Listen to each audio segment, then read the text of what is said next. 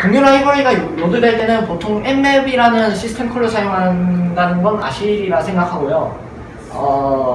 살려주세요.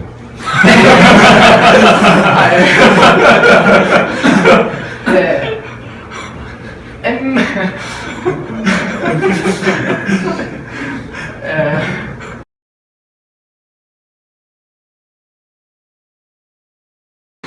예, 안녕하세요. 리눅스 바이너리 하드닝 위 글립시라는 주제로 이제 발표를 하게 된 서현우라고 합니다. 네, 뭐 보기에는 되게 이제 발표 내용이 거창하고 뭔가 어려울 것 같은데 사실은 껍데기밖에 없을지도 모르겠습니다. 일단 시작해보도록 하겠습니다. 일단 저부터 소개할게요. 네, 서현우고요. 한국 디지털 미디어 고등학교에 재학 중인 뭐 파르타라고 할 수 있는 고등학생입니다. 뭐 게임이 아니면 팀 프로젝트 빼고는 뭐 우분투만 사용하는 골수 우분투 유저고요. 관심 분야는 상당히 잡식성이에요. 뭐 퍼직스, 시스템 해킹부터 시작해서 리눅스 커널 프로그래밍, 네트워크 프로토콜, 요즘에는 모던 C++에 관심이 가지고 있고요. 오, 변태. 네, 변태라는 소리 되게 많이 들어요. 주변에 자바충들밖에 없어가지고.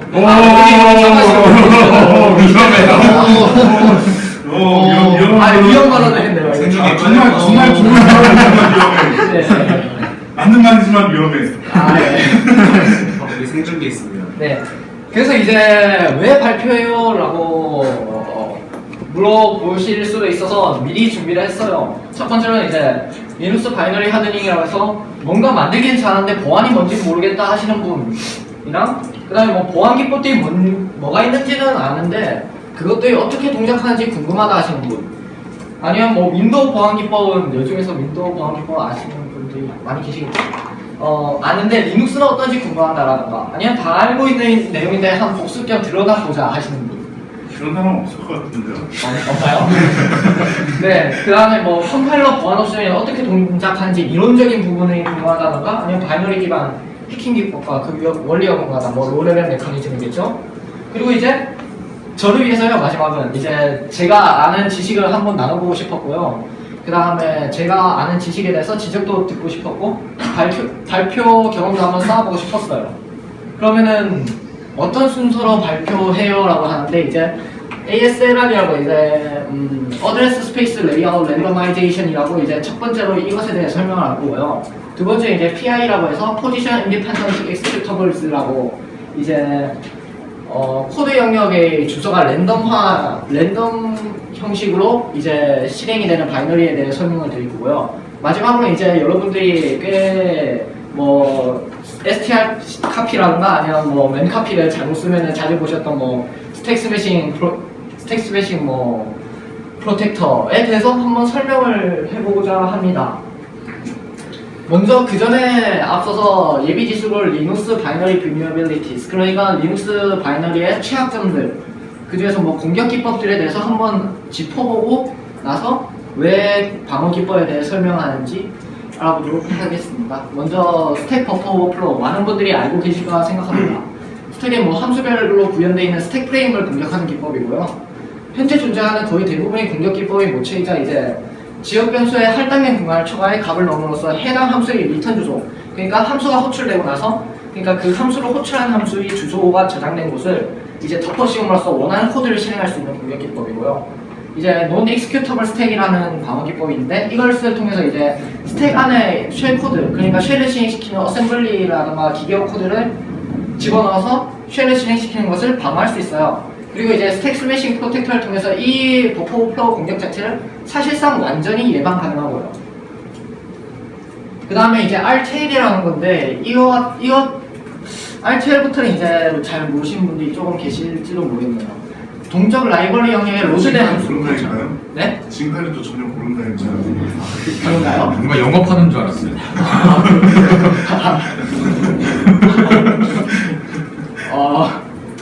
이제 RTL 같은 경우에는 동적 라이브러리 영역의 로드된 함수를 호출하는 문제이고, 이거 같은 경우에는 뭐냐면은 이제 방금 버퍼 오버플로우 같은 경우에는 뭐 쉘을 실행시키는 기계어 코드를 미리 뭐 스택이라던가 아니면 변수에 박아놓고 그 길을 향해 그 주소를 알아낸 다음에 그 주소로 리턴 주소를 변조시키면은 그 스택 안에 들어있는 기계어 코드가 실행이 되겠죠.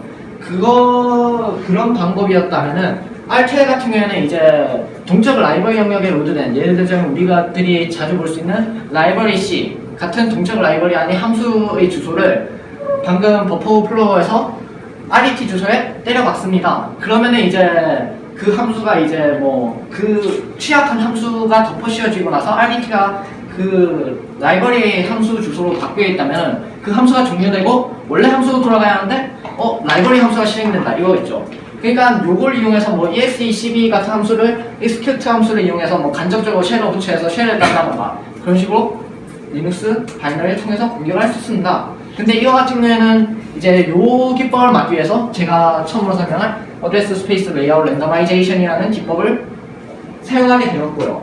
마지막으로는 ROP라는 건데 이제 이거는 이제 RTL 공격 execb라는 하나만으로도 공격이 되면 정말 편하겠지만은 이제 예를 들어서 뭐 저희가 뭐 쉘을 실행시키기 위해서는 뭐 execb에도 여러 가지가 필요하겠죠. 예를 들어서 뭐 sh를 실행시킨다던가 뭐 bash를 실행시킨다던가 그러면 일단은 그 문자열이 필요하지 않습니까? 그것들이 만약에 바이너리 내에 없다면 저희들이 넣어줘야 하는데 만약에 그것을 넣어줄 수 있는 방법도 없다면은 저희들이 여러 페이지를 걸쳐서 RTL 방금 말씀드렸던 RTL 공격을 진행하게 됩니다. 예를 들어서 뭐 먼저 scanf 함수를 먼저 RTL로 먼저 호출을 해서 거기에 뭐 저희들이 원하는 프로그램 이름을 넣은 다음에 또다시 뭐 두 번째 세컨드 페이지로 execute 함수를 이용해서 뭐 그 프로그램을 실행시키라던가 그런 식으로 말이죠. 요거 같은 경우에는 모든 메모리 영역에서 그러니까 데이터 영역이나 뭐 스택 영역이든 뭐 코드 영역이든 간에 모든 데이터 영역에서 뭐 코드로 해석될 수 있는 기계어들을 긁어 모아요. 그것을 이제 가제지라고 그러는데 되게 이제 return RETN이라는 어셈블리가 붙어있는 것으로 끝나는 가제들을 모아서 이것들을 조합해서 원하는 행위를 연쇄적으로 수행하도록 하는 공격입니다. 가장 이제 모던한 공격 기법이자 동시에 가장 크리티컬한 공격 기법이고요. 예전에 PHP 5.3.3에서 5.3.6까지 취약점이 하나 있었는데 이제 이것도 요 ROP를 이용한 공격 기법이었습니다. 이제 ASLI가 제가 두 번째로 설명드린 Position Independent Executables 기법을 함께 사용함으로써 그나마 위험성을 줄일 수 있다고 말씀드릴 수 있겠네요. 이거는 지금으로서 완전히 막을 수 있는 방법이 사실상 없다고 볼 수 있습니다. 코드 오류가 있는 이상은요. 이제 본격적으로 설명을 들어가겠습니다. ASLI 메모리상에 매핑되는 모든 영역의 베이스 주소를 랜더마이제이션 그러니까 랜덤화한다는 겁니다. 베이스 주소는 변화나 이제 해당 영역 안에 들어있는 뭐 변수들 그러니까 예를 들어서 뭐 스택 영역이라면 스택에 지역 변수들이 있겠죠. 그 지역 변수들 사이에 오프셋은 바뀌지 않기 때문에 아직도 공격의 위험은 있지만 일단은 메모리의 주소 자체가 랜덤화 된다는 것 자체에서 공격자들은 큰 부담을 느낄 수밖에 없게 됩니다.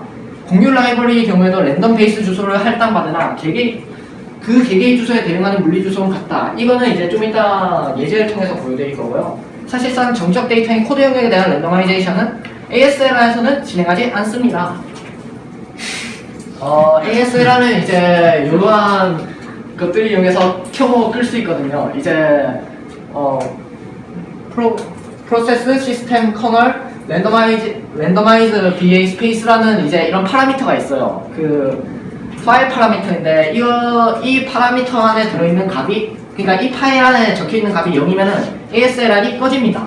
1이면은 이제 스택이랑 BDSO 그 다음에 쉐어드 메모리 영역 그러니까 공유 메모리 영역에 한해서만 이제 주소 랜덤화를 진행하게 되고요. 이제 2가 적혀있으면 Full ASLR이라 해가지고 데이터 영역이나 BSS 영역 혹은 이제 그리고 일반 첫 번째 이제 스택 BDSO 공유 메모리 영역 모두 다 랜덤화하게 됩니다. 근데 이거의 단점은 UID 제로 그러니까 루트만이 이 파일을 수정해서 ASLR을 켜고 끌 수 있다는 겁니다. 이제 저는 그래서 두 번째 방법을 개인적으로 추천드리는데요. ASLR 굳이 끄시겠다면 이제 set architect 명령을 쓰는 건데요. 이걸 통해서 현재 및 하위 프로세스의 ASLR을 일시적으로 중단할 수 있습니다. 그러니까 예를 들어서 저희가 쉘을 실행시키고 그 다음에 요 set architect 뭐 리눅스 뭐 저희가 만약에 64비트 리눅스를 쓰고 있다면 리눅스 64-R을 하게 되면은 이제 그 쉘에서 실행되는 모든 프로그램은 그 쉘 안에서는 적어도 ASLR이 적용되지 않는다는 겁니다. 이와 같은 경우는 퍼스널리티 시스템 콜을 이용해서 퍼스널리티 시스템 콜에서 어드레스 no randomize 플래그를 켜서 ASLR을 일시적으로 비활성화하게 되고요. 모든 유저가 이것을 ASLR을 끌 수 있지만 단 이제 그 유저의 쉘에서 요 명령을 실행시켜야 하기 때문에 해당 유저의 권한은 승계받게 됩니다. 그대로. 셋 아치 저 명령어는 어느 패키지에 있는 건가요? 기본 패키지에? 기본 패키지에 존재합니다. 그런 게 있었어? 그런 게 있었어? 그리고 뭐 이 외에도 이제 32비트에 한해서 뭐 U 리밋, S 얼리미티드라 해가지고 U 리밋 값을 바꿔주는 방법도 있는데요. 그 같은 경우에 이제 엠맵의 구현에 따라 엠맵 베이스가 랜덤화되지 않는데 그 같은 경우에는 지금 64비트로 전환되어 가지고 있는 추세선 딱히 설명할 필요가 없을 것 같아서 뺐습니다. 솔직히 조금 귀찮았어요. G70 멀티아치에 있는 거 아닐까요? 저도 항상 써오기만 해서 정확히 어디 있는지 잘 모르겠습니다. 죄송합니다. 나중에 한번 알아봐 볼게요. 그래서 ASLR을 실행하게 되면 이런 식으로 됩니다. 이게 이제 제가 프로세스 내부에서 프로세스 PID 맵스 파일을 열어가지고 이제 그 프로세스에 매핑된 메모리 주소들을 나타낸 실행 결과인데요. 이제 이렇게 두 개의 같은 프로그램을 실행시켰습니다. 같은 프로그램을 서로 다른 쉘에서 실행시킨 결과 이제 대표적으로 라이브러리 C 요 공유 라이브러리의 주소를 한번 봅시다. 7F063246 뒤에 뭐 0000 해가지고 요 주소에 로드가 되어 있는데요. 두 번째 실행 결과에 따르면은 주소가 바뀌었습니다. 7FDA, DA로 시작하고 저거는 06으로 시작하죠. 그러니까 결국에는 이런 식으로 요 라이브러리들이라든가 아니면 스택이 로드되는 주소가 계속 바뀐다는 겁니다. ASLR 통화되는. 그러면은 제가 앞에서 그러면은 만약에 주소가 계속 바뀌면은 공유 라이브러리는 어떻게 하느냐? 공유 라이브러리는 결국 모든 바이너리에서 사용해야 되는 거 아니냐라고 하셨는데 하실 수도 있는데 그럴 경우에는 이제 제가 여기에 이 설명을 이제 본격적으로 설명을 들어갈 건데 공유 라이브러리의 경우에도 뭐 랜덤 베이스 주소를 할 때마다 개개의 주소에 대한 물리 주소는 같습니다. 그러니까 그게 무슨 의미냐면은 제가 간단한 프로그램 하나 짰어요. 그러니까 버추얼 어드레스, 그러니까 가상 주소, 프로세스의 가상 주소를 넣으면은 커널 내부에 지금 올라와 있는 물리 주소를 뱉어내게 하는 프로그램을 간단하게 짰습니다. 여기에서 이제 다시 이걸 보죠. 라이브러리 C, 만만하게 라이브러리 C죠. 가상 주소를 보면은 바뀌었어요. 다르죠. 여기는 72FF고 여기는 7F955고. 하지만 여기에 이제 실제로 커널상에 매핑되어 있는 물리 주소는 0x241254로 같은 것으로 나옵니다. 그러니까 지금 말해서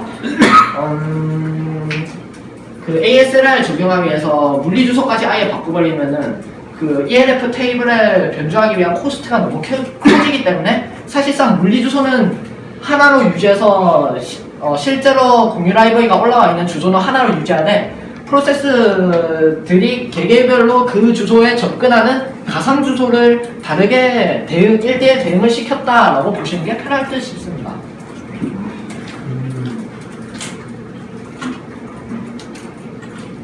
그러면은 이제 ASLR의 본격적인 내부 메커니즘에 대해 알아볼 건데요. 바이너리의 랜더마이제이션 과정은 이렇습니다. 먼저 바이너리 실행을 시켜야겠죠. 쉘 또는 타 프로그램에서 뭐 execute 시스템 컬러 호출합니다. 이렇게 된 다음에 ELF 바이너리 실행을 위해서 load ELF 바이너리라는 이제 커널 내부 함수를 호출하게 되고요. 해당 함수에서 이제 randomize BA 스페이스 저희가 방금 보셨던 그 파일 파라미터의 값을 확인하고 만약에 그 값이 1이거나 2 그러니까 즉 ASLR이 활성화되어 있는 경우 그 architectural randomize BRK 라든가 아니면 randomize stack tab이라는 커널 내부 함수를 통해서 랜더마이제이션을 진행하게 됩니다. 이때 궁금하신 분들이 그 랜덤한 왜 이러죠? 됐네요. 랜덤한 값은 어디서 얻어오느냐 하시는 분들이 계실지도 몰라서 준비를 했는데요. 이제 크게 ISLR에서 쓰이는 랜덤 값은 두 가지 커널 함수를 통해서 얻어옵니다. getRandomInt와 getRandomBytes. getRandomBytes는 이제 커널 모듈이라든가 아니면 시스템 프로그램을 해보신 분들은 조금 들어보셨을지도 모르겠는데요. non-blocking entropy pool, 그러니까 커널의 엔트로피 풀에서 값을 들고 오게 되고요. 사실상 커널 내부에 함수로 구현되어 있는 urandom과 같다고 보시는 게 편할 것 같습니다. 그리고 이제 get random int라는 건 좀 독특한데요. 이제 non 블로킹이고 엔트로피 코스트가 되게 낮아요. 그러니까 그리고 커널 내부에서만 쓰고요. 되게 간단하면서도 쉽게 랜덤 값을 얻어올 수 있는 함수고요. 되게 인세큐어한데 이거 같은 경우에 이제 RDKSC라고 혹시 아실지 모르겠지만 그것을 통해서 CPU 클럭을 알 수 있거든요. 현재 CPU 클럭을. 그 현재 CPU 클럭과 그 다음에 리눅스 시스템 안 내부의 GPS 값이랑 그 다음에 이 프로세스의 피드 값을 합쳐서 그 합친 값을 하프 MD4로 해싱해가지고 값을 뱉어내게 됩니다. 결국에는 이것도 유사한 이 둘 다 유사한 수 알고리즘이라고 보시면 될 것 같습니다. 그러면은 ASLR 메커니즘 스택 랜덤은 어떻게 하느냐에 대해서 이제 커널 소스를 들고 와봤어요. 네, 이거 같은 경우에 이제 커널 리눅스 커널 저 같은 경우에 리눅스 커널 버전 3.18 기준으로 설명을 드릴 거고요. 그 FS에서 바이너리 포맷 ELF라는 그 소스 코드 안에 들어있는 함수예요. 로드 ELF 바이너리라는 함수인데 방금 제가 설명드렸듯이 ELF 바이너리를 실행시키기 위해서는 로드 ELF 바이너리 함수를 통해서 실행하게 된다고 했는데 여기에 보시면은 set personality 뭐 해가지고 ADDR 로우 랜더마이저 BA 스페이스 어디서 많이 본 파라미터가 뭐예요? 이거 만약에 이게 그러니까 이게 만약에 켜져 있는 경우에는 PF 랜더마이즈 그러니까 페이징 플래그로 랜더마이즈를 추가하게 됩니다. 그 다음에 이제 셋업 아규먼트 페이지 해가지고 이제 페이지에서 본격적으로 스택 랜더마이즈를 진행하게 됩니다. 스택 랜더마이즈 네 이런 식으로 하죠. 방금 그 셋업 아규먼트 페이지스라는 함수 내부 구조고요. 여기에서는 아키텍처 얼라이징 스택이라는 함수를 호출해서 여기서 이제 다시 랜더마이즈 BA 스페이스를 참조해서 이게 만약에 랜더마이즈 BA 스페이스가 1 이상 그러니까 즉 ASLR에 켜져 있는 경우에는 get random int 방금 보셨던 그 함수를 호출해서 랜덤 값을 얻어온 다음에 흔히들 많이 쓰는 그 스택의 최대 범위인 8192로 모듈라 연산해서 현재 스택 포인터를 설정하게 됩니다. 동시에 이제 스택 랜더마이즈는 또 한 가지를 더 거치게 되는데요. 랜더마이즈 스택 탑이라는 걸 통해서 이제 또 여기서도 get 랜덤 인트를 통해서 스택 탑 베이스 어드레스를 여기서도 또 랜덤하게 구하게 됩니다. 대충 이런 형식으로 이제 스택은 랜더마이즈가 되고요. 그리고 풀 ASLR 그러니까 이제 그러니까 커널 랜더마이즈 BA 스페이스 값이 만약에 1 이상 그러니까 풀 ESLR의 경우에는요 여기서 이제 아키텍처 랜더마이즈 BRK 그러니까 BRK로 초기화되는 데이터 영역이나 BSS 영역에서 내부에서도 이제 보실 수 있다시피 get random int를 통해서 이제 주소를 랜덤화하게 됩니다. 저기 질문이 있는데요. 네. 저 랜덤화하는 과정이 주기별로 되는 건가요? 아니면 프로세스가 불러질 때마다 되는 건가요? 프로세스가 불러질 때마다 이제 프로세스가 불러질 때마다 이 과정을 진행하게 됩니다. 그러니까 EXECD 그러니까 execute 시스템 콜이 호출되면은요 자동적으로 이제 그게 ELF 포맷일 경우에는 그러니까 매직 넘버를 확인한다 하죠. 그러니까 그 프로그램의 확장자를 알아보기 위해서 매직 넘버를 확인하고 그것이 만약에 ELF인 경우에는 그 ELF를 로드할 때마다 로드 ELF 바이너리라는 함수를 호출하게 되고요.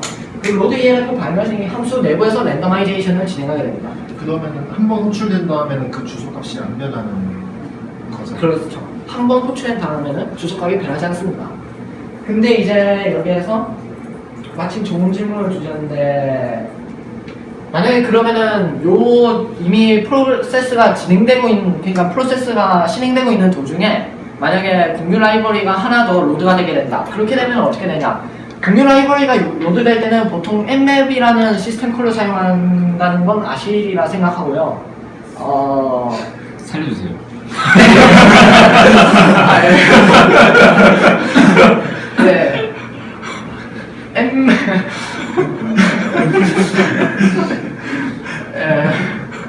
좀 준비를 더 잘해왔었어야 했는데 죄송합니다. 아니 너무 잘하셔가지고. 예. mmap이라는 시스템 콜 내부에서는 mmap 랜덤이라는 함수를 통해서 이제 get random int로 네, 주소를 랜덤화하게 됩니다. 그러니까 이제 공유 라이브를 추가적으로 로드할 때도 그 주소, 그 로드되는 베이스 주소 값을 랜덤화 시켜준다는 거죠. 일단은 ASLR은 이쪽에서 끝마치고 다음은 PI에 대해서 들어가겠는데 PI는 사실상 쉬워요. 사실 저도 ASLR이랑 합치려고 고민하다가 따로 뺀 거거든요. 되게 요거는 짧고 이 PI 챕터에서는 잠시 쉬어가는 마음으로 들어주셨으면 합니다. 이제 ASLR 되게 영감이 이상하다 생각하는데요. 네, 비교적 쉬울 거예요. 아마 절대 인정합니다. 네, 이 앞이랑 이 뒤의 주제에 비해서는 비교적 쉬울 거야. 쉬우라고 만들었어요. 네. 안 쉬우면 제가 잘못 만든 거겠죠? 네, 하여튼가 방금 ASLR 같은 경우는 코드 영역이 주소는 바뀌지 않았잖아요. 근데 얘는 이제 코드 영역이 베이스 주소를 랜더마이제이션 하게 됩니다. 그러니까 쉽게 말해서 그러면은 엔트리 포인트까지 상대 주소로 나타나게 되고요. 뭐 이 또한 뭐 베이스 주소는 변하나 뭐 해당 영역 안에서 뭐 이 명령과 이 명령 사이에 주소 오프셋은 변하지 않고요. 파일 형식이 이제 기존의 ELF 파일 같은 경우에는 뭐 오브젝트 덤프로 떠보면은 이제 exec executable 파일이라고 나오는데 DYM 다이나믹 파일로 바뀌게 돼요. 이 PI를 적용하게 돼요. 그러니까 이제 파일 타입이 shared 라이브러리, 그러니까 이제 공유 라이브러리로 분류가 되게 되고요. 물론 실행은 정상적으로 됩니다. 일반 ELF 파일처럼. GCC에서 PI, 만약에 PI 플래그만 했는데 오류가 뜬다. 그러면 FPIC라는 옵션까지 같이 실행은 되고요. 이 옵션은 이제 적용이 가능해요. 네. 제가 왜 ASLR이랑 합치려고 했는지 고민하려다가 따로 뺐는지는 이제 듣다 보시면 알게 되실 거예요. 아마. 그 PI랑 FPI랑 같은 건가요? 아니면 다른 겁니다. 예. 네, 그러니까 PI 같은 경우는 이제 그 코드 영역만 이제 랜더마이제이션을 하게 되는 거고요. FPIC 같은 경우는 이제 그 코드 영역에 그러니까 이 코드 영역 랜더마이제이션에 필요한 다른 라이브러리들이 만약에 종속성 때문에 묶여 있어가지고 그것까지 랜더마이제이션 못하게 된다 하면은 이제 FPIC 옵션을 줘가지고 그것까지 따로 랜더마이제이션을 해주는 옵션입니다. 둘 다 같이 적용하든가 아니면 PI만 적용하셔도 됩니다. 만약에 PI만 적용하셔서 오류가 뜬다면 FPIC까지 적용하시면 제대로 컴파일 될 거예요. 근데 PI도 적용한 게 쉐어드 라이브러리로 분류된다고 하시는 네. 그러니까 이제 EL 원래 그러니까 실행 자체는 ELF처럼 잘 되고요. 그 다음에 파일 타입도 원래는 ELF예요. ELF 그냥 executable 파일인데 이제 그것이 커널 내부적으로는 재배치가 되게 되니까 이제 쉐어드 라이브러리 같은 공유 라이브러리 같은 경우에는 로드 될 때마다 재배치가 되게 되잖아요, 위치가.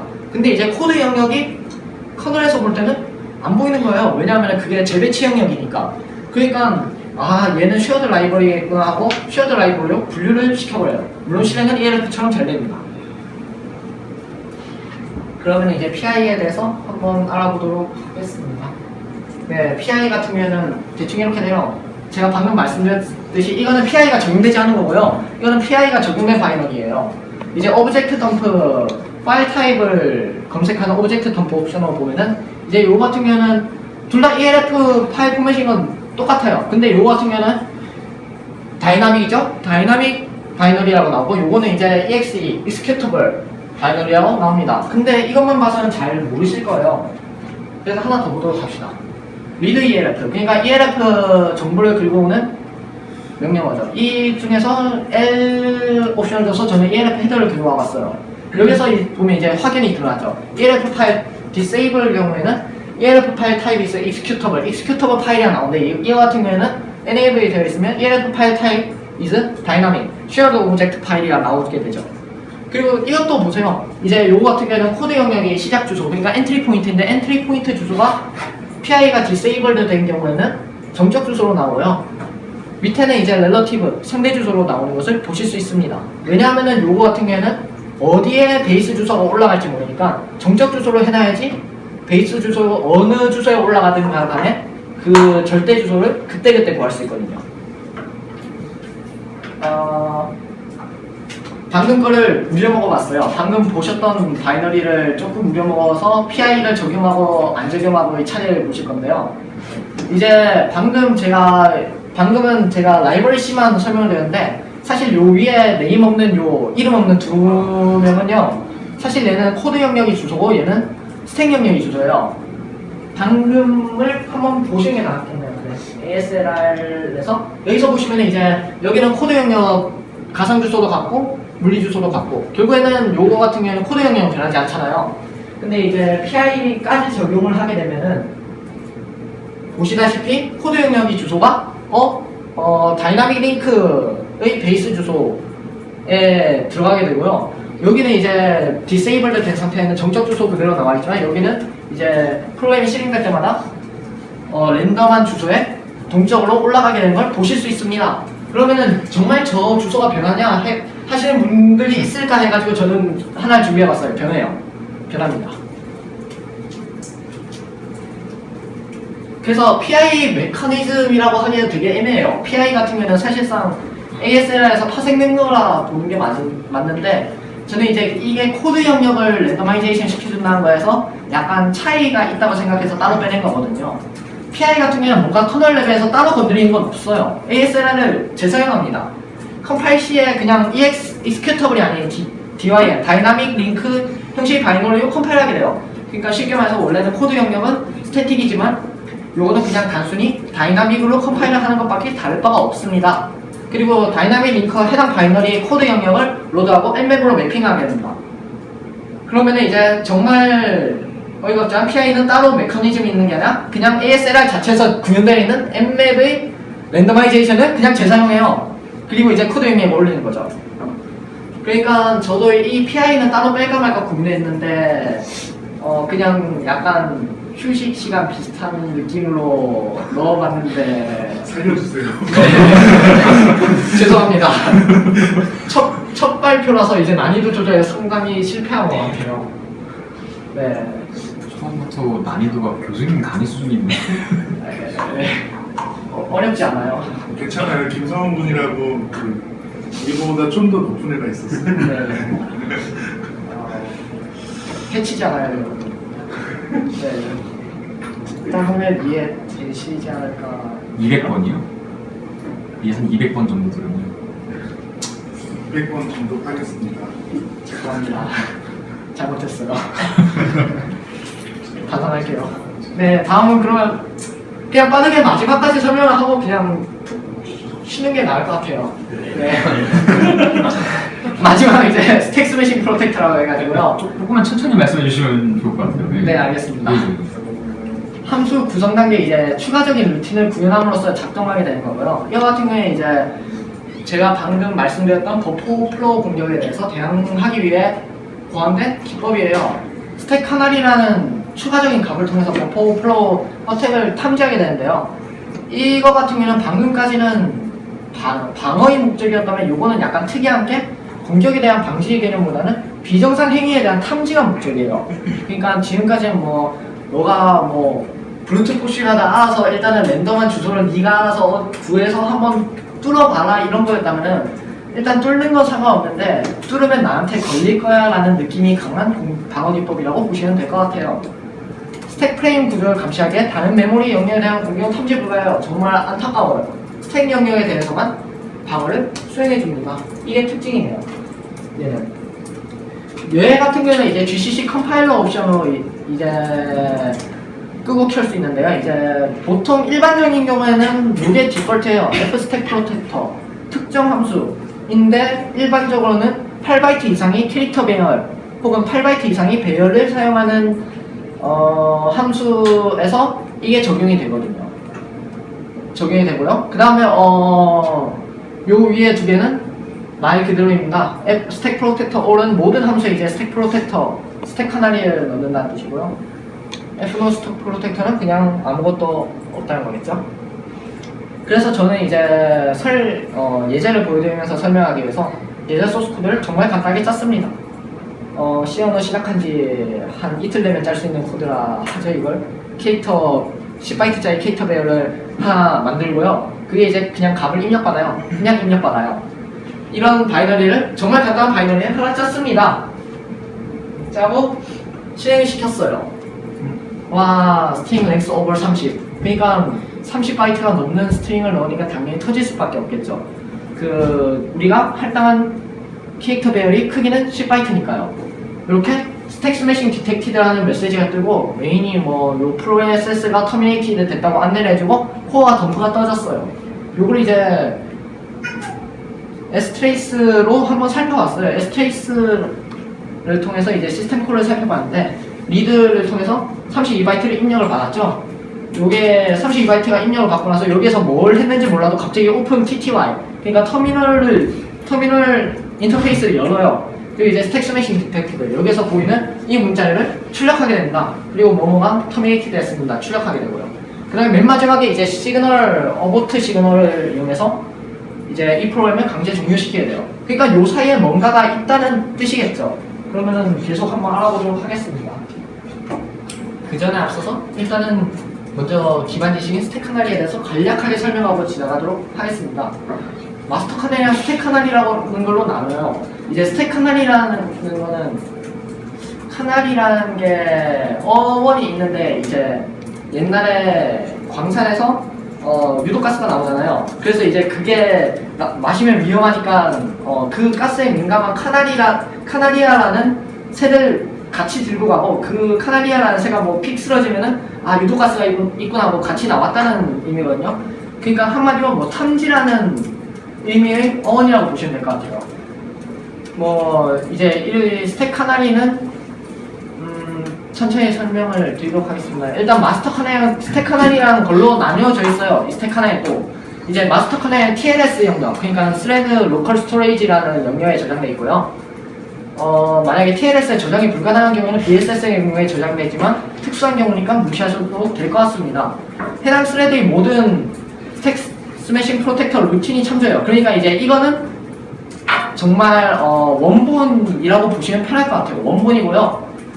라이브러리 C 스타트 메인 함수를 통해서 설정됩니다. 그러니까 이제 이거는 메인 함수에 들어가기 전에 미리 설정이 된다는 거죠. TLS가 뭔지도 조금만 설명해 주시면. TLS 이제 스레드 로컬 스토리지 해가지고 여러분들이 실행시키는 프로세스는 여러 가지 스레드로 나눠져 있다는 건 아시리라 생각하고요. 이제 그 스레드별로 따로 이제 커널에서는 공간을 지원해줘요. 그러니까 이제 그 스레드별로 따로 이제 지역 스레드 개인 변수를 저장할 수 있게 해준다던가, 아니면 예를 들어서 스레드별로 요거는 스레드별로 가지고 있어야 하는 변수인데, 변수 값이라던가 변수인데 이거를 이제 전역 변수로 설정해서 그게 뮤텍스를 걸고 이런 식으로 할 필요도 없고 그냥 스레드별로 따로 가지고 있으면 되는 변수들 같은 경우에는 스레드 로컬 스토리지라는 것을 커널에서 할당을 받아서 그게 저장하게 됩니다. 이거 같은 경우에는 이제 흔히들 레지스터들, CPU 레지스터 중에 FS나 GS라는 추 에디션 레지스터에 저장이 되게 되고요. 그걸 통해서 접근을 하게 됩니다. 그리고 되셨나요? 이제 스택 카나리는 이제 마스터 카나리의 각 함수가 실행될 때마다 그 마스터 카나리에 복사해서 자신의 스택에 넣게 됩니다. 그러니까 그 시점은 펑션 프롤로그 이후, 그러니까 흔히들 말하는 스택 프레임이 형성되었다라는 시점이겠죠. 그 시점 직후에 할당된 지역 변수들과 스택 프레임 포인터, 간단하게 말하면은 그냥 간단하게 말해서 돌아갈 리턴 주소랑 그 다음에 지역 변수들 사이에 얘를 끼워 넣게 돼요. 복사해서 끼워 넣게 되고요. 펑션 에필로그 직전에, 그러니까 그 함수가 종료되기 직전에, 요 리턴 주소로 돌아가기 직전에 스택 카나리와 마스터 카나리, 요 TLS에 저장되어 있는 마스터 카나리에 비교해서 같지 않으면 스택 체크 페일이라는 함수를 호출하게 됩니다. 이거는 이제 스택 카나리 형식인데요. 형식은 이제 랜덤 카나리랑 터미네이터 카나리라는 게 있고요. 이제 최신 리눅스 캡프파에는 랜덤 카나리랑 터미네이터 카나리 합쳐서 쓰고 있고, 랜덤 카나리 같은 경우에는 말 그대로 랜덤 값을 카나리로 지정해서 공격자가 카나리를, 그러니까 만약에 랜덤 값이 안 하고 4444라던가 55로 고정되어 있으면 의미가 없잖아요. 왜냐면 그 카나리를 저희가 그걸로 그냥 리턴 주소 변조시킬 때 같이 그걸로 입력해주면은 카나리가 어차피 같으니까 스택 체크 페일이라는 함수 호출되지 않겠죠? 그러니까 카나리를 무효화시키는 행위를 예방하기 위해서 프로세스가 실행될 때마다 랜덤으로 설정하게 되고요. 터미네이터 카나리는 이제 스테인 카피 같은 함수들 같은 경우는 이제 널을 만나면은 복사가 중단되잖아요. 그걸 응용한 건데, 이제 카나리 안에 널 터미네이터를 포함시키면 이제 스테인 카피 문자 함수를 이용해서 공격을 진행하려 해도 지역 변수는 그러니까 지역 변수가 여기 있고 리턴 주소가 여기 있는데 이 사이에 스택 하나에 엮여 있는데 여기에 널 터미네이트가 들어가 있다. 그러면은 저희들이 이렇게 쭉 복사해서 내려오다가 스택 리턴 주소가 변조되기도 전에 이제 스택 카나리에서 먼저 널 터미네이터를 만나서 복사가 중단되겠죠. 공격에 대한 가능성을 최대한 줄여주기 위해서 터미네이터 카나리라는 개념이 도입된 거고요. 예시를 보시자면 뭐 32비트 기준으로 해서 랜덤 카나리 3바이트랑 터미네이터 그러니까 0x00 1바이트로 보통 구성이 되게 됩니다. 요거는 간략하게 그냥 보고 넘어갈게요. SSP 스택 스매싱 프로텍터가 디세이블 된 상태에는 그냥 대략적으로 메인 함수의 그 디서셈블 된 결과는 대충 그냥 이런 느낌이에요. 이런 느낌이고 요 스택 스매싱 프로텍터를 켜게 되면 뭔가 못 보던 루틴이 하나씩 더 늘었다는 걸 보실 수 있을 겁니다. 이제 이거에 대해서 설명을 들어가도록 하겠습니다. 방금 무슨 디버거 쓰신 거예요? 아, 아이다라고 아이다. 상용 디버거를 썼습니다. 아 그래요? 네. 얼마예요? 비싸. 100만 단위가 되는 걸로 알고 있고요. 물론 학생이 제가 구하기에는 좀 어렵기 때문에 생중계 꺼주세요. 네. 잠시만 녹화 준비해 주시면 이제 어디서 봤는지 말씀드릴 수 있을 것 같아요. 아니. 이런 꿀팁. 녹화 끄고 말씀드릴게요. 일단 이거 이따가 네, 이따가요. 네, 이제 스택 체크 페일 펑션이 이제 함수들 목록에 추가됐어요. 그리고 TLS에 접근하는, 그러니까 이제 방금 설명을 드렸듯이 이제 FS 같은 그 additional segment register에 접근하는 걸 볼 수 있습니다. 아, 참고로 리눅스 같은 경우에는 스레드 로컬 스토리지 세그먼트는 GS나 FS에 저장이 되게 되고요. 뭐 이런 루틴이 추가된 걸 보실 수 있을 거고요. 본격적으로 그냥 간단하게 루틴을 설명드릴게요. SSP를 적용하려면 함수마다 이런 루틴이 추가되게 됩니다. 먼저 뭐 FS28H 그러니까 그 FS 세그먼트의 0x28 오프셋에는 이제 마스터 카나리가 들어가게 되거든요. 이 마스터 카나리를 RAX 레지스터에 복사해서 이거를 다시 스택 영역에 스택 자신 이 함수의 스택 프레임에 있는 리턴 주소 바로 위에 이 스택 카나리로서 띄워넣게 됩니다. 복사하게 되는 거죠. 그리고 이제 루틴을 쭉쭉쭉 돌고 나겠죠. 여기서 뭐 공격이 일어났을 수도 있고 아니면 그냥 정상적인 입력이 들어갔을 수도 있겠지만 루틴을 다 돌고 나면은 이제 다시 스택 프레임 자신이 스택 이 함수의 스택 프레임에 올라와 있는 스택 카나리를 RDX 레지스터로 복사를 하게 되고요. 요거를 이제 XOR 그러니까 마스터 카나리와 XOR을 하게 됩니다. 그러니까 요 XOR에서 이거 두 개가 같다면은 값이 0이 되겠죠.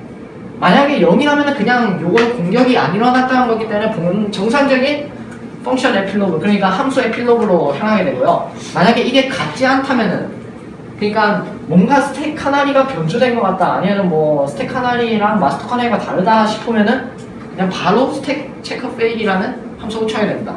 그럼 이 함수를 뭐 하는 놈일까요? 라는 생각이 드시는 분들이 있을 것 같은데 요는 일단은 잠시 이따가 설명하도록 하고요. 그러니까 방금 그 루틴을 간략하게 설명하자면 이런 겁니다.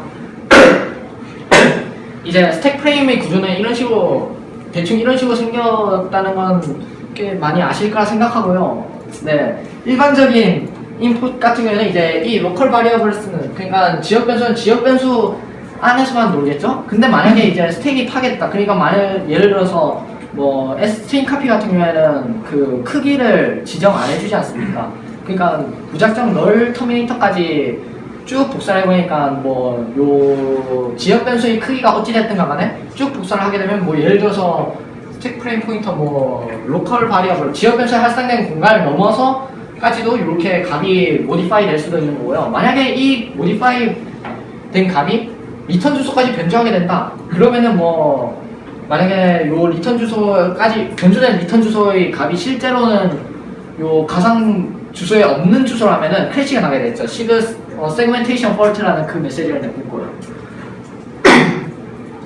그리고 만약에 이제 이거를 응용한 뭐 버퍼 오버플로우 공격을 수행하게 되면은 이런 식으로 로컬 바리어블 그러니까 지역 변수 안에 뭐 쉘 코드를 집어넣어 놓고 그 다음에 뭐 리턴 주소를 저희가 원하는 값으로 바꿔가지고 요 쉘 코드를 실행시키게 되면 저희가 쉘을 딸 수도 있겠죠. 이게 뭐 스택 스매싱 프로텍터가 꺼졌을 때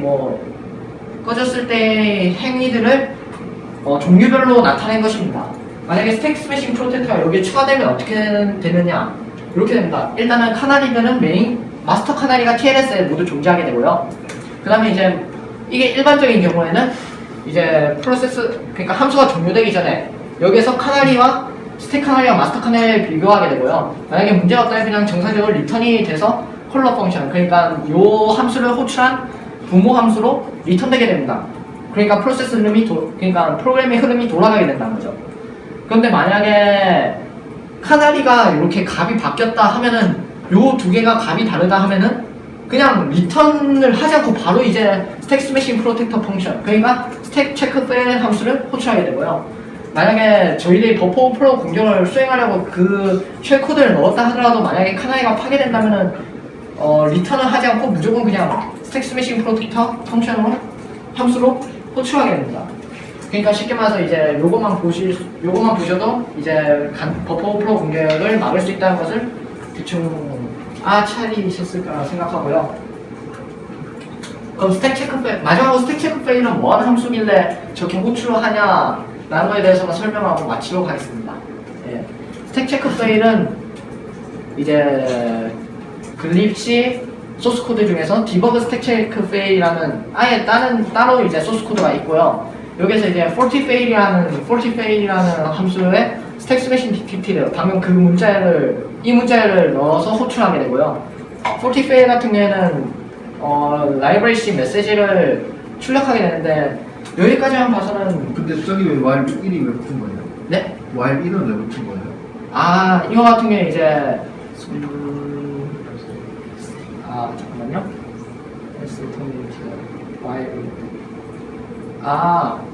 이제 어차피 이제 라이브러리 C 메시지를 호출이 되게 되면은 어버트 시그널이 레이즈 되면서 프로그램이 종료되는데 만약에 저도 요거 같은 경우에는 while1은 암만 생각해도 의미가 없는 것 같더라고요. 근데 제 개인적인 생각으로는 만약에 그 어버트 시그널이 레이즈 됐음에도 프로세스가 종료되지 않는다면 계속 시그널을 보내줘야 되겠죠. 그런 의미로서 집어넣은 게 아닐까라고 생각하고 있습니다. 저는. 이제 라이브러리 C 내부를 보면은 죽을 때까지 죽이는 네? 죽을 네, 때까지 죽을 때까지 죽으라고 하는 겁니다. 그러니까 프로세스를 그냥 멈추려고 하는 거예요. 그 순간에 더 이상 네, 그러니까 더 이상 프로세스를 진행하게 되면은 이제 네, 공격이 네. 실행돼 버리니까 네. 그냥 아예 그 상태에서 프로세스를 죽여버리는 거예요. 그러니까 안내 메시지를 내보고 여기 이거 값 변조된 것 같다라고. 이제 마지막으로 라이브러리 C 메시지 방금 그 함수 내부를 보면은 이런 식으로 되어 있어요. TTY가 네 라이브러리 C fatal std error, 그러니까 그러니까 터미널로 이제 요 프로그램이 비정상적인 입력이 들어왔다라고 메시지를 내보내주고 그 다음에 여기서 do abort 시스템 콜을 이용해서 이제 어버트 시그널을 레이즈하게 됩니다. 그러면서 이제 프로세스는 종료되게 되는 거죠. 스택 스매싱 프로텍터는 대충 그러니까 이제 간략하게 설명을 드리자면은 버퍼 오버플로우, 그러니까 스택 프레임을 기반으로 하는 모든 공격에 대해서 스택 프레임 중간에 그러니까 스택 프레임이 파괴되는지 안 되는지 검증하는 값을 넣음으로써 만약 파괴된 경우에는 더 이상 프로세스의 시행을 중단시키고 프로세스를 종료시켜버리고요. 그 다음에 만약에 프로세스가 종료되지 않았다면 일반 그냥 프로세스가 그대로 시행되도록 냅두는, 그러니까 감시책이라고 보시면 편할 것 같습니다. 그래서 지금까지 여러 가지를 설명했는데 그래서 뭘 말하고자 하는 거냐라는 생각이 드실 수도 있는데요. 대충 이런 것들이에요. 일단은 기술적인 호기심을 시켜드리고 싶었어요. 네, 보안기법에 대한 이해도를 증가시켜드리고 싶었고요. 네. 그 다음에 각 취약 코드에서 발생할 수 있는 공격에 대해서 이 내부 구조를 그러니까 어떤 식으로 동작하는지 알게 되면 알맞은 보호기법을 채택할 수 있지 않을까라는 생각이 먼저 발표하게 됐고요. 그 다음에 이제 각 보호기법의 특징과 차이점에 대해서 명확히 이해를 할 수 있었으면 하고 준비를 했고, 마지막으로 이제 여차하면은 이제 나는 좀 더 보호를 더 하고 싶어 하면은 이런 이미 구현되어 있는 보호 기법들이 내용이나 동작 방법을 안다면은 저희들이 직접 커널 모듈을 만들어가지고 추가적인 보호 기법을 구현할 수도 있겠죠. 그냥 진짜 마지막으로 간단하게 그냥 예시를 그냥 마지막으로 실제 취약점에 대한 하드닝 기법. 그러니까 지금까지 설명한 것들 다 이론적인 거라서 아이고 의미 없다 하실 분들이 계실 것 같아서 그냥 준비해본 마지막 챕터예요. 그냥 외워가는 거예요. 제가 방금 말씀드렸던 그거예요. PHP 5.3.4에서 5.3.6 사이에서 일어났던 취약점이고요. 취약점 코드는 CB 2011 1938번째 취약점입니다. 스택 버퍼 오버플로우 취약점이고요. PHP 소켓 커넥트에서 발생한 취약점이고요. 이제 소켓 커넥트 할 때 만약에 AF 유닉스 소켓을 사용할 경우에는 이제 멤카피를 하게 되는데 문제는 여기가 카피 대상이에요. 여기가 복사 대상이고 이게 이제 입력받는 인풋인데요. 카피 대상이 크기만큼 멤카피를 안 하고 입력받는 문자열이 크기만큼 복사를 하게 되네요. 만약에 그러면은 요 구조체의 크기를 저희가 훨씬 뛰어넘는 그런 크기를 가진 값을 저희가 A 어드레스에 넣어주게 되면은 당연히 그 할당된 지역 변수에 할당된 공간을 넘어서 스틱 프레임이 파괴되고 저희는 공격을 진행할 수 있겠죠. 그러니까 쉽게 말해서 얼리미티드 카피 취약점이라고 보시면 될 것 같습니다. 이거 같은 경우에는 이제 ROP 익스플로이트, 그러니까 ROP를 통한 공격, 버퍼 플로우를 기반으로 한 ROP 공격인데요. 이제 공격 대상인 SUN 구조체의 경우에는 이제 스택에 할당되어 있어요. 그러니까 이제 스택 스매싱 프로텍터를 통해서 1차적인 예방을 할 수 있어요. 그러니까 만약에 저희가 방금 보셨듯이 멤카피를 통해서 만약에 뭐 값을 쭉 복사해가지고 스택을 파괴하려고 해도 이제 방금 설명드린 스택 스매싱 프로텍터가 작동해서 프로세스를 종료시켜버리겠죠. 아예. 그러면은 공격이 되지 않습니다. 1차적인 예방이 가능하고요. 이제 ROP에 사용된 가zet들의 경우에는 상당수가 코드 영역에서 추출한 가zet들이에요. 코드 영역에서 추출한 기계어 조각들이고요. 이거 같은 경우에 이제 PI, 그러니까 방금 설명드렸던 코드 영역 랜더마이제이션을 통해서 제한적으로나마, 그러니까 가젯을 이런 코드를 기계를 뽑아내야 되는데 그 주소를 모르게 되면은 뽑아낼 수가 없지 않습니까? 그러니까 PI를 적용하게 되면은 제한적으로 뭐 코드를 뽑아내는 거 방해한다던가 그런 식으로 방어가 가능하겠죠. 그러니까 V12의 경우에는 어디까지나 예시 사례예요. 하지만 그러나 이렇듯이 취약점에 대한 방어 기법을 저희들이 고려할 수 있다는 거겠죠. 그러니까 이런 식으로 보호 기법에 대한 내부 구조라든가 동작 기법을 알게 되는 거예요. 일단은 발표는 이쯤에서 마치도록 하겠습니다. 감사합니다. 혹시 질문하시는 분, 궁금하신 부분이라든가 이해가 안 되셨던 부분이라든가 네. 알려주세요. 네, 죄송합니다. 그 유튜브에 댓글로 그 얘기가 하나 나왔는데요. 네. 잘못했어요. 공부 열심히 할게요. 라고 잘못했어요. 예. 네. 진짜였어. 예. 아무래도 첫 발표다 보니까 난이도들이 조금 실패한 것 같아요. 네. 제가 여기 사실 우분투 세미나 보는 것도 사실상 처음이고요. 여기 이제 와서 뭔가 엄청난 걸 보여드려야 되겠다는 중압감에 사로잡혀서 이제 제가 알고 있는 것 중에 제일 고급진 내용을 준비를 했는데 네, 죄송합니다. 잘못했어요. 반성할게요. 아까 네. 그 CV에서 네. 보면 이제 취약점인데 그게 어떤 현상을 일으키는지 그거를 이제 그 조그만 그 exploit 하나로 어떤 그 결과가 일어나는지 그거를 좀 알려주실 수 있나요?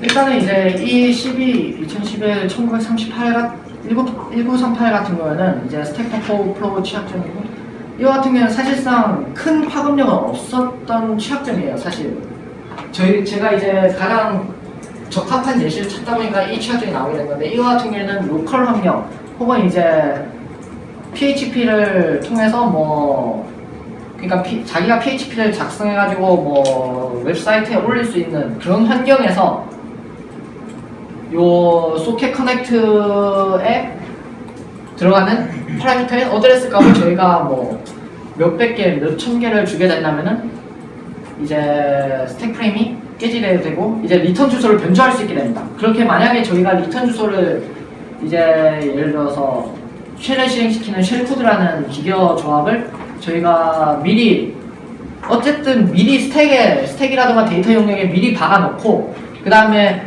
요 취약 부분을 통해서 저희가 이 소켓 커넥트 함수의 리턴 주소 그러니까 원래 프로세스 플로우를 복구시키기 위해서 돌아가야 할 그러니까 쉽게 말해서 부모 함수로 돌아가야 할 주소를 저희가 만약에 저희가 실행시키고 싶은 그 쉘 코드의 주소로 변조시키게 되면은요 그러면은 이제 프로세스 원래는 예를 들어서 부모 함수에서 예를 들어서 메인에서 뭐 소켓 커넥트라는 함수가 호출이 되었다. 그러면 소켓 커넥트가 끝나고 나면 메인으로 다시 돌아가야 되잖아요. 근데 메인으로 안 들어가고 엉뚱한 곳으로 들어가서 저희들이 미리 박아놓은 쉘 코드라는 게 시행이 되게 돼요. 그러니까 말 그대로 시행이 되면서 그 쉘 코드 쉘이 따게 되는 거죠. 쉘 코드라는 건 쉽게 말해서 그냥 쉘을 따기 위한 기계의 조합이다 라고 보시면 될 것 같고요. 실행 가능한 기계들의 조합이다. 그거를 미리 데이터형이나 스택형에 박아놓고 그 주소로 리턴 주소를 변조하면은 그 쉘 코드가 실행되면서 쉘이 따인다 라고 보시면 될 것 같고요. 쉘이 따인다는 건 위험하죠. 제 질문의 의도는 네. 이제 저 익스플로이트 때문에 그러니까 어떤 집에다가 채팅 서버를 하나 그 만들어가지고 올려놨을 뿐인데 네. 홈 디렉토리가 전부 탈취당하는 뭐 그런 정도의 뭐 그런 식의 뭐 그런 사고가 있을 수 있지 않나 뭐 그런 식의 뭐 그런 극단적인 이와 같은 경우에는 이제 그 정도로 위험한 취약점은 아니었고요. 이제 이 소켓 커넥트라는 함수 자체가 이제 PHP 내부에서 지원하는 함수이기 때문에 PHP 파일을 실행시키지 못하면은 그러니까 제가 PHP를 업로드를 시켜서 그 PHP를 열 수 있는 권한이 없다면은 사실상 공격이 불가능한 취약점이긴 합니다. 사실 그렇게 위험한 취약점은 아닌데요. 만약에 가끔 예를 들어서 이런 사이트들, 호스팅 사이트들 같은 경우에는 저희들이 직접 PHP를 작성해서 올릴 수 있잖아요. 그럼 호스팅 사이트에 만약에 호스팅 사이트가 PHP 5.3.3이나 5.3.6 사이의 버전을 쓰고 있다면은 저희가 소켓 커넥트 함수를 이용해서 그 호스팅 사이트의 쉘을 딸 수 있다는 겁니다. 쉘을 따게 되면은 권한을 얻었다는 뜻이겠죠. 그게서 우리가 만약에 큰일 당할 데이터베이스 아무도 나오고 네, 아니면은 그냥 나는 이 호스팅 사이트가 옛날부터 마음에 안 들어서 하면 그냥 RMRF 치면 돼요. RMRF 루트 아스테리스크 엔터 아유 잘 터진다 보시면 되고요. 그거는 막혔잖아요. 뭐 그렇다고 이게 파인드하고 파이프라인으로 그 RM 네임 하면은 싹 나가나요. 아니면 뭐 조금 더 골탕을 모르시다면 뭐 체인지 CH 모드를 이용해가지고 뭐 권한을 다 000으로 바꿔놓는다던가 해도 되고요.